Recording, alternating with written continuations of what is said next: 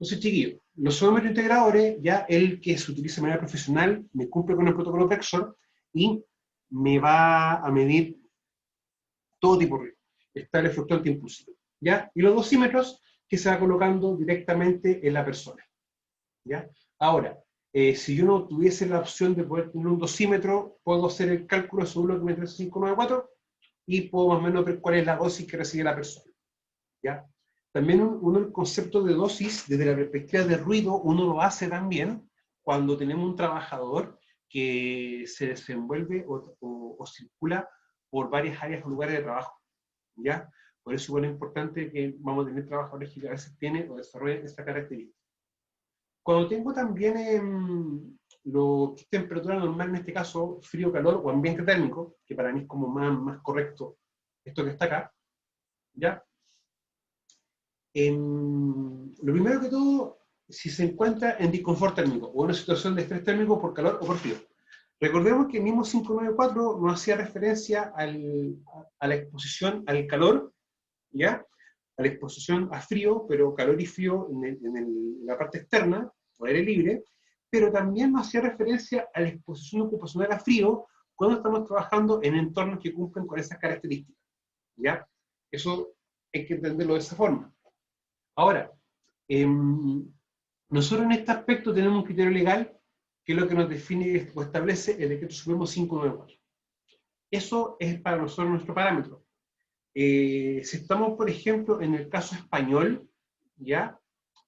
España va a tener distintas directrices, o sea, tiene directrices, por ejemplo, para poder, o sea, de hecho, ellos son mucho más estructurados y completos que nosotros en estos aspectos puntuales de esto, que indica la forma de identificar, la forma de evaluar y también propuestas de medida de control, incluso para los distintos rubros económicos. Eso es algo bastante bueno. Nos genera, a veces nos genera, es más fácil poder trabajar con cosas directas que con temas interpretativos. ¿Ya? Recuerden que nosotros, el artículo 2140 nos dice que debemos decir al trabajo cuáles son sus riesgos, cómo controlarlos y cuáles son sus métodos correctos o sus procedimientos de trabajo. Y uno cuando empieza a definir cualidades, a hacer evaluaciones, uno recién empieza a ver los riesgos y viendo las medidas de control. Y eso es lo que uno el trabajador informa. ¿Ya? Pero eso uno lo va trabajando y haciendo ya tomando otras metodologías o formas de trabajo para no perder ese objetivo o perder ese norte en realidad. Bueno, en el caso chileno netamente criterio legal. ¿Ya? Y en este caso es verificar bien que se está cumpliendo con lo que establece el decreto 1594, pero también para poder ver bien, desde otra perspectiva yo lo tomo, como ver bien cuáles son cómo están funcionando, o sea, si las medidas de control, hay medidas de control, no hay medidas de control, y también los tiempos, ¿ya? Eso es súper importante de antemano saber cuáles son los tiempos que las personas o el personal está expuesto, ¿ya? Y eso, chiquillos, es bien importante tomarlo siempre en cuenta. Bueno, esta es la fórmula, ¿ya? Que es lo que uno empieza ya cuando tenemos, por ejemplo, este equipo, ya que en el fondo esto me permite ver lo que corresponde al TGDH, me permite ver este valor y este valor, ¿ya? Y yo recién puedo hacer el cálculo, meter una tabla y empezar a ver ya las medidas de control, por lo que implica en el fondo la temperatura que está generando el trabajador. Y eso que les va a producir un gasto energético extra, ¿ya? Por eso que este equipo es como el más adecuado para poder cumplir con eso. Ahora, este equipo no lo dispongo, no lo tengo, ¿ya? Hay una sorpresa en relación a esto, pero lo vamos a conversar un poco más adelante. O sea, más calculando el curso. Ahora, lo que sí, por ejemplo, podemos tomar en cuenta son estos dos equipos. O sea, esto es lo mismo que el que está acá. Es exactamente lo mismo. ¿Ya? Diferencia que esto usa pila y este usa, si no me equivoco, utiliza pilas AAA. ¿Ya? Por lo tanto, el tema de la batería, uno tiene que asegurarse de mantener siempre pilas, ¿no? ¿Ya? Eso es bien, bien importante. Ahora vamos a dejar de compartir un poquito. Ya. Lo importante de estos chiquillos es que esto me permite poder ver la velocidad de viento. Y uno incluso lo enciende, ¿ya? Y también te indica la temperatura. Y si uno empieza, por ejemplo, a soplar, te va indicando la velocidad de viento. O en este caso el caudal, que es como lo más correcto. ¿Ya? Ahora, esto no solamente me sirve para el concepto de ver bien cuando estoy viendo las temperaturas de 594, cuando yo mido la temperatura real y la velocidad de viento para hacer cuánto el tiempo yo puedo estar expuesto al aire libre. Vamos a partir de esa base. Sino que también, por ejemplo, si tengo trabajo de izaje, o que tengo que mover carga de un punto a otro, o por ejemplo tengo que utilizar una grúa como la que tengo en el fondo, o un camión pluma o un camión grúa. ¿Ya? Porque lamentablemente vamos a tener siempre restricciones en cuanto a las velocidades máximas para poder manipular cargas, por ejemplo, con algún cordaje para poder ir guiando, entre otros elementos. ¿Ya? Para eso también se ocupa esto. Y el otro, por ejemplo, es para poder determinar también cómo es la velocidad o el caudal de entrada de aire a una mina subterránea. ¿Ya? Que también es como el otro criterio. Y también tenemos este otro equipo, que este ya me permite ver temperatura y humedad relativa. ¿Ya? Ahora, la humedad relativa, si yo me devuelvo un poquito a lo que es lo que veamos acá, por ejemplo, con lo que es el calor, y 594, no me sirve. ¿Ya? No me sirve, pero sin embargo me permite poder ver bien cuál es la humedad y la temperatura ambiental, ya que recuerden que la humedad y la temperatura ambiental también puede gatillar que se pueda, por ejemplo, un riesgo químico desarrollarse. O sea, si tengo una temperatura elevada y una humedad elevada, implica eso que quizás una sustancia líquida pasa a fase gaseosa. Por lo tanto, este equipo no solamente me permite poder medir temperatura y humedad ambiental, sino que también ver alguna condición del ambiente de trabajo que pueda propiciar que ese riesgo químico se pueda activar, por ejemplo. ¿Ya? O sea, yo siempre he dicho, el riesgo puede estar, pero para que el riesgo empiece ya a trabajar y genere una consecuencia en la persona, el riesgo se tiene que activar. Si yo, por ejemplo, estoy con un guante, perfecto, el guante que va a evitar o va a tratar de minimizar el contacto de mi mano con algún elemento cortopunzante. Pero el riesgo va a estar ahí. Yo estoy interactuando, porque tengo una medida de control. Ahora, cuando el riesgo es suficientemente fuerte, rompe y ya el riesgo se activa. En ese aspecto, porque ya produjo una lesión. O sea, chiquillos, ¿cuál es el punto? Que muchas veces el poder medir temperaturas no solamente nos sirve para poder controlar quizás una característica o un atributo en el entorno del trabajo, sino que también para verificar y hacer un control de riesgos. ¿Ya? Lo otro importante, por ejemplo, para que se pueda utilizar esto, es para medir, por ejemplo, verificar el caudal de entrada de aire y el caudal de salida.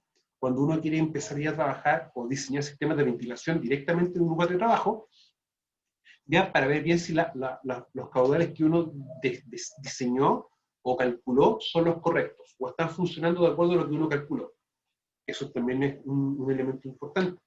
O sea, si ustedes se van dando cuenta, la utilización de equipos no solamente a veces para un riesgo higiénico, ¿ya? Sino que también, en el caso de lo que son las maniobras de izaje o trabajo en altura, también nos permite poder controlar algún factor asociado quizás a un riesgo de seguridad, más que de higiene industrial. Para que también lo tengamos bien en mente.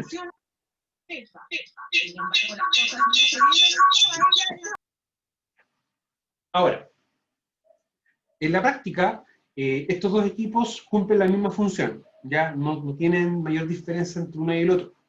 Bueno, aparte del tamaño y aparte del tipo de batería que utiliza. Años de Andrea, Y no si ¿quién existe alguna consulta? una realidad que Recién porque sonaba muy fuerte. tienen padres, se han Así olvidado que si no la tiene, por favor, de sus hijos. permiso. Ahora, con estos equipos, con estos dos que yo les mostré al principio, que es para el de humedad y velocidad de viento, o caudalímetro, me permite poder verificar ya la situación que tengo acá, que en este caso es para exposición ocupacional a frío, cuando estoy al aire libre y tengo una componente importante de velocidad de viento.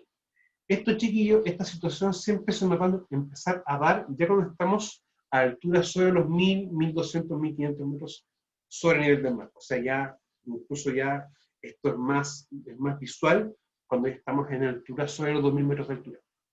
metros sobre el nivel del mar. O sea, pasa mucho eso. Entonces, uno, por ejemplo, puede estar midiendo temperatura, y si quizás a uno le dan, por ejemplo, 10 grados, y tengo una velocidad de viento de 32 kilómetros por hora, el cuerpo va a sentir 0 grados Celsius.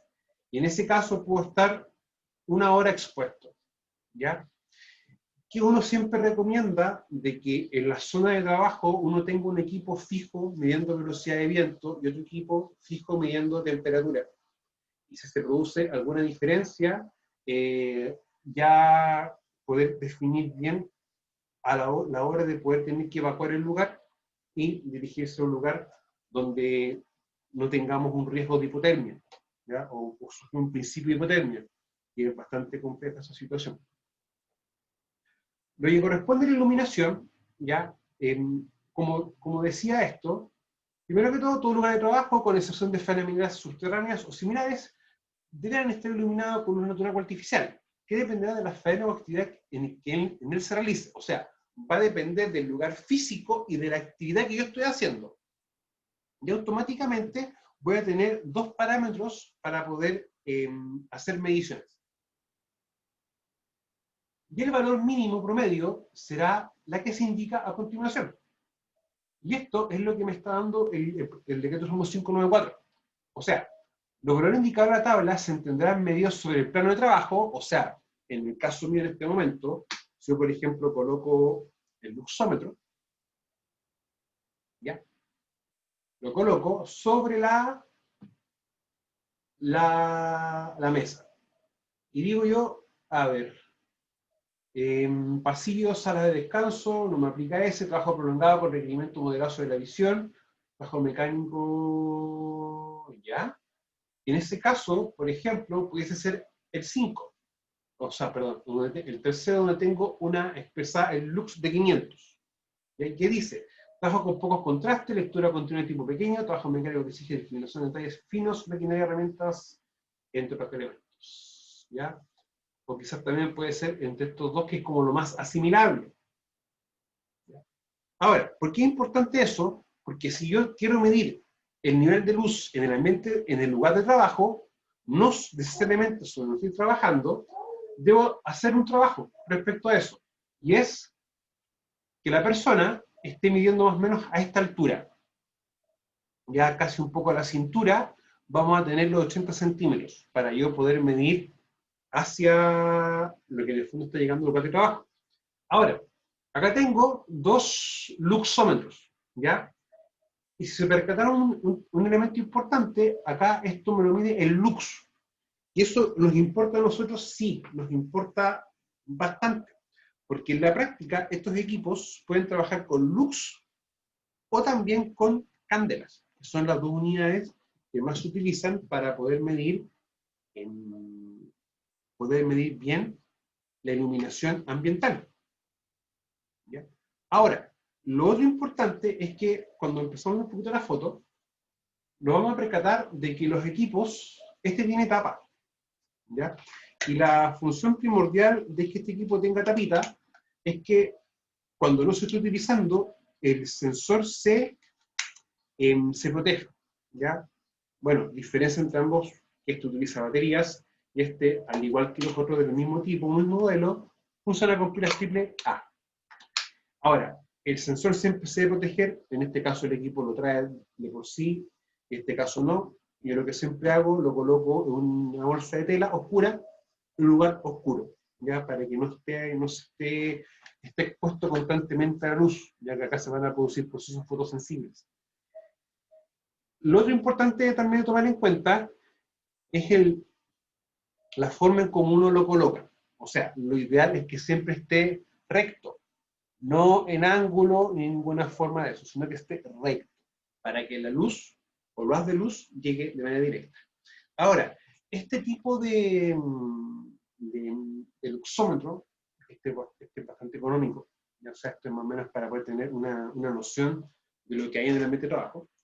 Lo mismo, un valor mercado entre 10.000 y 15.000 pesos. Un luxómetro profesional, estamos hablando de sobre los 300.000 pesos hacia arriba. Hay otros luxómetros también que el sensor viene independiente, ¿ya? Y uno puede estar moviéndolo en el fondo bien conectado con cable. Uno puede estar moviéndolo de manera ya, dependiendo de lo que uno quiera medir. También es bastante interesante ese punto de vista. Ahora, ¿cuál es el problema con gran parte de los luxómetros? Que no todos están diseñados o están hechos para qué cosa, para trabajar con luces LED. Por lo tanto, si nosotros queremos medir y ya tenemos conciencia de que estamos expuestos o tenemos luces LED, cuando vayamos a solicitar la medición, por ejemplo, a una empresa, o nosotros queramos comprar un luxómetro, tenemos que comprarlo con esa característica.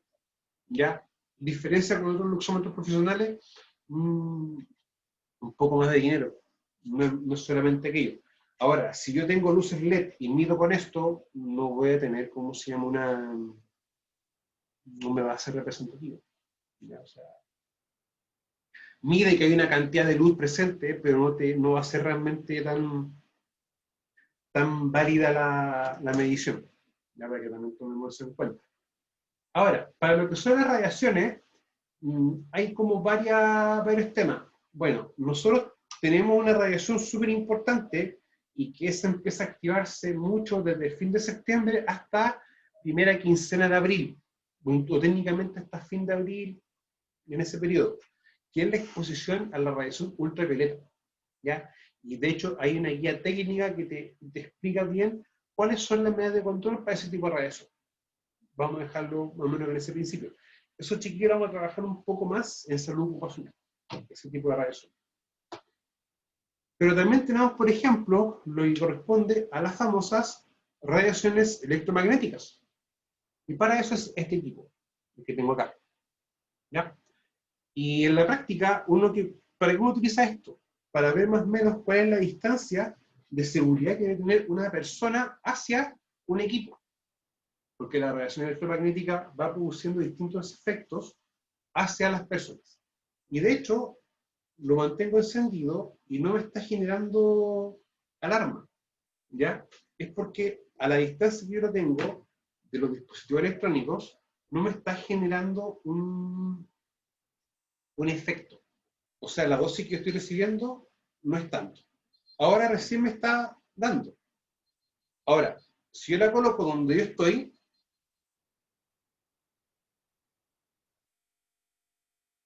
ya no está bajando. O sea, no me está llegando en el fondo, está bajando el valor en realidad. Pero si, por ejemplo, lo coloco directamente sobre un equipo electrónico, va a empezar a sonar constantemente. Y de hecho suena un pitito, una especie como de alarma, que ahí se aprecia. Entonces, chiquillos, también uno puede utilizar ciertos equipos para poder definir las distancias de una persona o de un trabajador ante algún elemento electrónico, ¿ya? Para que también podamos evitar algún efecto nocivo en la salud de las personas, o quizás un efecto que se pueda desarrollar en el tiempo. Ahora, cuando nosotros ya hablamos de medidas de control, es la forma que uno tiene que empezar a ya operativizar la seguridad de las personas, o la medida de control que debe implementar en las personas dependiendo del tipo de riesgo que estén expuestas. Y bajo ese punto de vista va a ser ya la última o último paso. Sin embargo, si yo quiero ver cómo está funcionando la medida de control, tengo que reevaluar, volver a hacer una medición, volver a medir.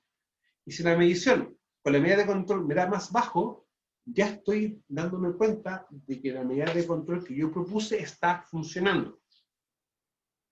Y no tiene otra lectura. Ahora quizás no va a funcionar como nosotros quisiéramos. O quizás tampoco va a disminuir el nivel de ruido como nosotros también pretendemos. Pero ya es una forma de poder ver realmente bien cómo está funcionando el lado de las medidas de control.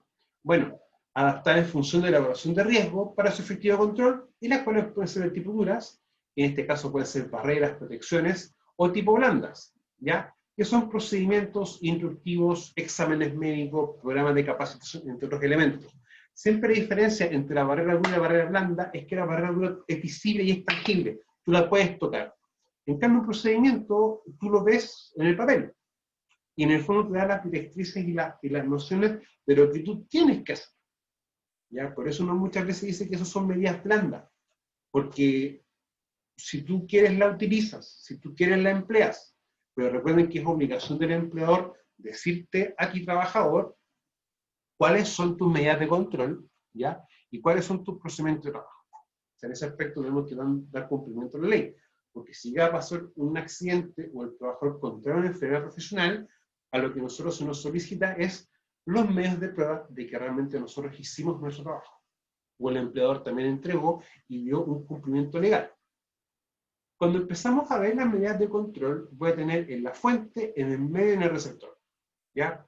Y la fuente siempre se va a trabajar en estas tres perspectivas. Pero cuando nosotros empezamos a ver el caso chileno, o en nuestro caso, nos percatamos de esto, de que en la base partimos automáticamente de una ingeniería. Y no tenemos las otras dos, como eliminar o sustituir. Muchas veces, estas dos son complejas de hacer. Si, por ejemplo, tengo ruido y elimino un factor de riesgo, quizás no tengo más ruido, pero lo más probable es que no pueda hacer mi trabajo.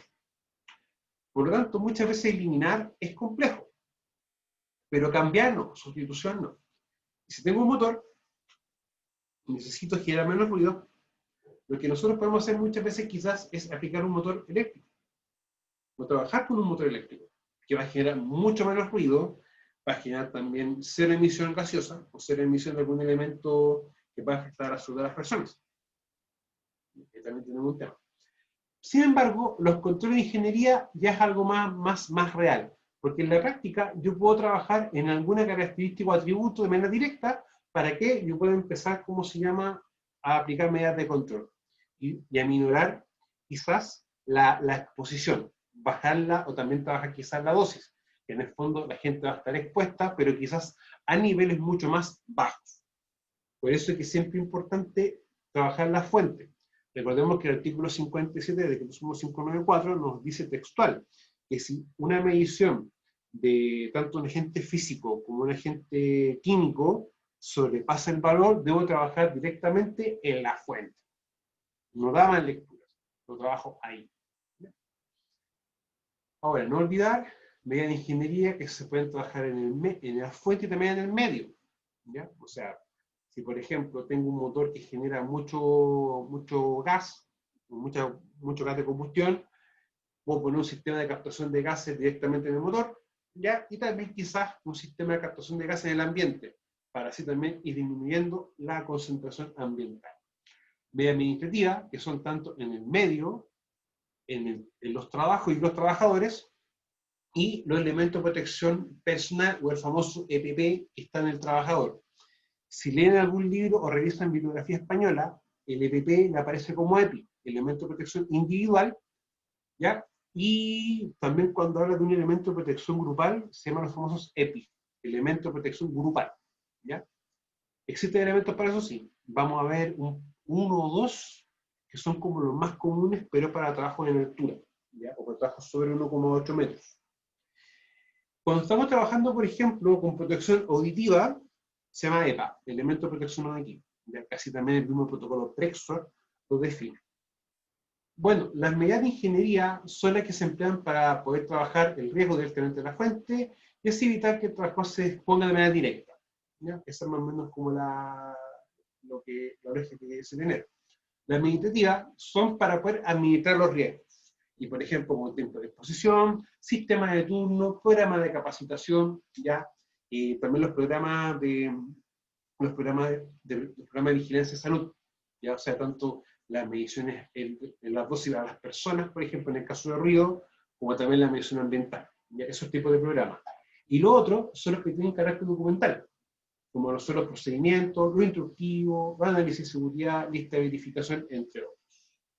Y el famoso elemento de protección personal, ya, en este caso, por el decreto sumo 594, también nos obliga a que si se están sobrepasar los niveles de medición de algún agente, poder trabajarlo directamente o trabajar la medida de control directamente sobre la persona, ¿ya? Que también no aparece eso. Ahora, se coloca en el trabajador con el objetivo de poder minimizar las consecuencias o evitar el ingreso de un agente. se considera última barrera a implementar, de que se debe privilegiar el trabajo en la fuente de riesgo mediante una media ingeniería. Lo otro importante, o uno como observación, es que, bueno, siempre se debe privilegiar la media ingeniería. Mientras se verifica qué medida implementar, se puede utilizar un EPP. O sea, si yo tengo ruido, mientras estoy viendo o definiendo qué medida de control utilizar, lo más fácil y práctico es que yo tome un EPP y se lo entregue al trabajador para que esté expuesto a menor cantidad. Mientras yo veo qué estoy pensando hacer o qué se puede implementar como medida. Eso es importante porque yo en ese aspecto estoy cumpliendo. Ahora, la ley independiente que la misma ley me dice que yo debo privilegiar el control de la fuente, en ningún momento me prohíbe que yo pueda trabajar con una medida de control de la fuente sobre la persona y también en el medio, porque trabaje con la medida de control de tipo de ingeniería, administrativa y EPP. ¿Ya? O sea, y no me lo prohíbe. Y de hecho, yo al estar trabajando con las tres medidas de control simultáneo, pues me estoy dando cumplimiento a lo que estipula el artículo 148 del Código del Trabajo. ¿Ya? O sea, también tenemos que tener esa noción. Chiquillos, preguntas, dudas, consultas que puedan tener, si son tan amables.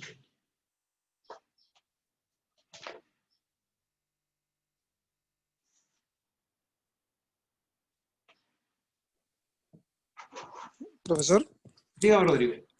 sí, es respecto al tema del ruido. ¿Ya?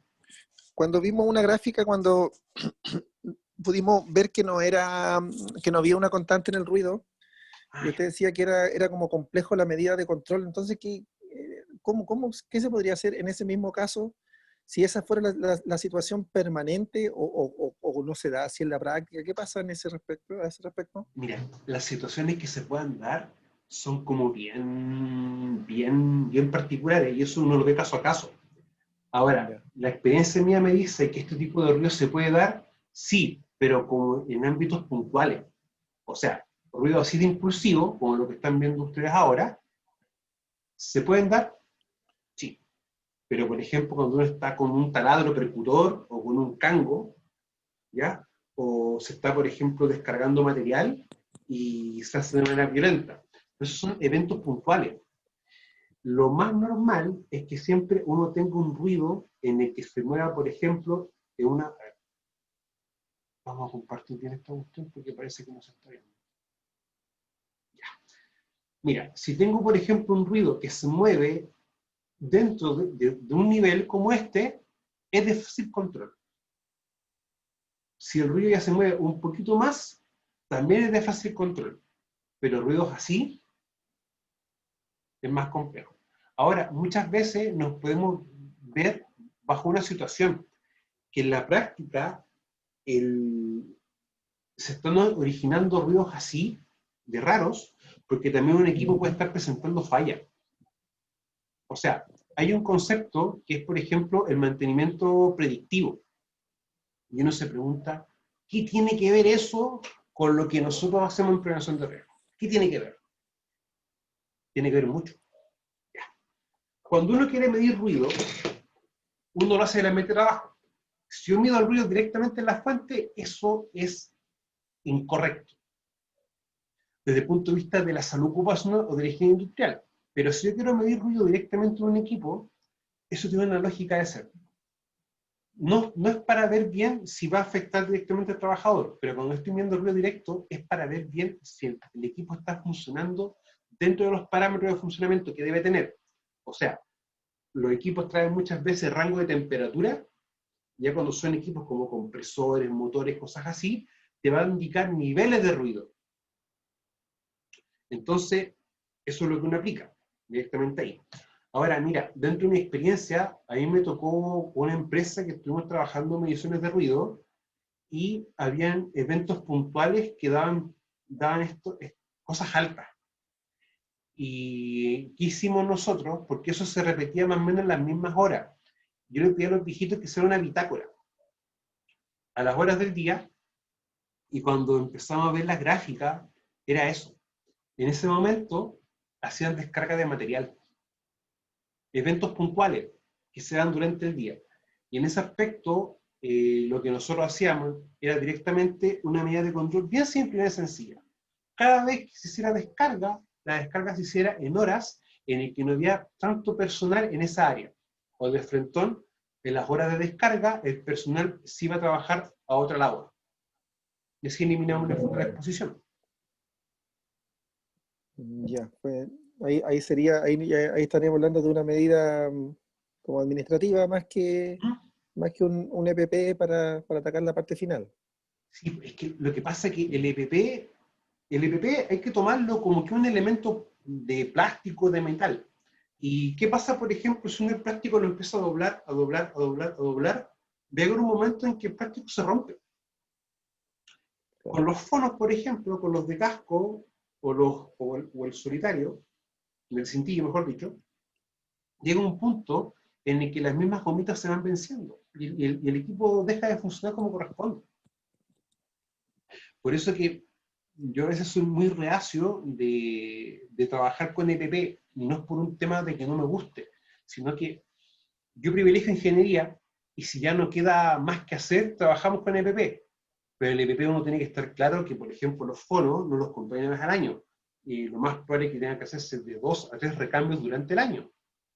Si, por ejemplo, tengo tapones desechables, que no son tan caros, la caja de 200 tiene que estar costando en este momento 8.000 pesos. Más o menos, son 200 pares de tapones desechables. Y eso también se van entregando durante el día, 1 o 2 veces en el día, porque los viejitos tienen la mala maña de sacárselo con la mano sucia, dejarlo en cualquier parte y después se lo van a colocar. ¿Ya? O sea, por ejemplo, estamos trabajando con el tema del COVID, estamos trabajando el tema de lavar manos constantemente, pero en cuanto a faena, el lavado de manos constantemente también es una medida de control. O sea, si por ejemplo tengo un ambiente donde tengo sustancias químicas y estoy trabajando con polvos y cosas así, una medida de control, por ejemplo, básica a la hora de almorzar, es que no almuercen con ropa de trabajo. Se laven las manos, se laven la cara, se jueguen la boca. Y si tú te das cuenta, eso es una medida de control. Y uno se pregunta, ¿pero por qué me recomienda esto como medida de control? Porque aunque estemos trabajando muchas veces con adultos, se les olvida esto. Y a veces se olvida de que ya no están trabajando, están almorzando. Y para ellos es el mismo contexto de trabajo. Entonces no hacen diferencia. Y ellos tienen que estar remarcando esos eventos, o ese tipo de trabajo, o tareas que uno tiene que hacer. El EPP tiene esa característica, que el EPP va a durar lo que dure. Y también si yo lo utilizo adecuado. Siempre le va a pasar un caso con los guantes. Y en específico, cuando hablamos de guantes, el famoso guante cabretilla, que es como de un cuerito, un blanco invierno, gris bien claro. Van a encontrar siempre dos tipos, un guante cabretilla con forro y sin forro.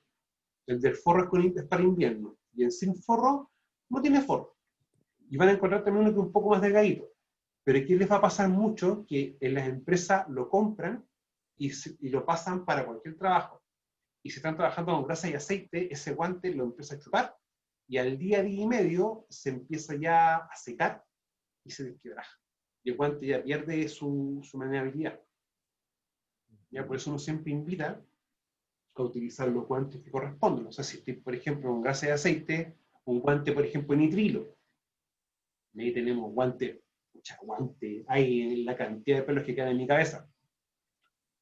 Tienen guantes, pero para recollarse. O sea, a mí me gustan mucho, por ejemplo, los Hi-Flex, que son como un guante de lana, que tienen una cubierta específica en la palma y en los dedos. Y hay también cubiertas específicas para el tipo de sustancia que estoy expuesto, por ejemplo. Les va a también pasar mucho con los guantes de látex. Hay marcas y marcas. Hay marcas, por ejemplo, que el secante o el elemento para que no transpire tanto la mano son distintos. Y les va a pasar a veces que un guante da alergia a los trabajadores. Van a tener que buscar otra opción. Entonces, por eso muchas veces uno trata como de ver un tema de buenas prácticas y medidas de ingeniería, porque el tema del EPP, claro, el EPP tú vas a una tienda y no son tan caros, pero resulta de que empezamos a sumar y a la larga del tiempo tú vas a estar gastando más en EPP que estar gastando más en una medida de ingeniería más coherente. Y también la misma ley te dice, si tú estás sobrepasando, oye, tenés que aplicar ingeniería. La única forma de a veces de no poder aplicar ingeniería directamente es porque si tú colocas una barrera, esa medida que tú estás colocando puede implicar un accidente a los trabajadores. O sea, lo más simple, si tengo ruido, uno que hace automáticamente, pongo una gaveta ¿cómo se llama? Para encerrar el motor. Pero resulta que el motor también genera calor, genera temperatura. Por lo tanto, si yo hago eso directamente, ¿qué puedo estar haciendo? Oye, voy a estar generando un riesgo de incendio. Si llegas a hacer, por ejemplo, un compresor, ¿qué es lo que hacen muchas empresas? Colocan el compresor alejado una cantidad de metros, ¿no? del lugar de la fuente. Y hay varias otras formas más, ¿cachai? Entonces uno ahí como que va implementando un poco más cosas, pero en sí las medidas de control que yo aplique debe ser directamente a las características del lugar de trabajo, no del entorno. Por eso yo siempre insisto, y no me voy a aburrir de decírselo, cuando yo identifico mi peligro, tengo que ser claro en ver bien cuáles son sus características, para que así pueda controlarlo mejor y también reconozco mejor los riesgos. Chiquillos, así que nos vemos el día jueves. Que estén bien. Ya, profe. Igual. Igualmente, chao. Chao, profe. Chao, Chao, chao. que estén bien. Chao. Chao, profe, cuídese. Igualmente, que estén bien. Nos vemos el miércoles. Jueves. Va, jueves. Oh, mañana no, tengo horas clase mañana.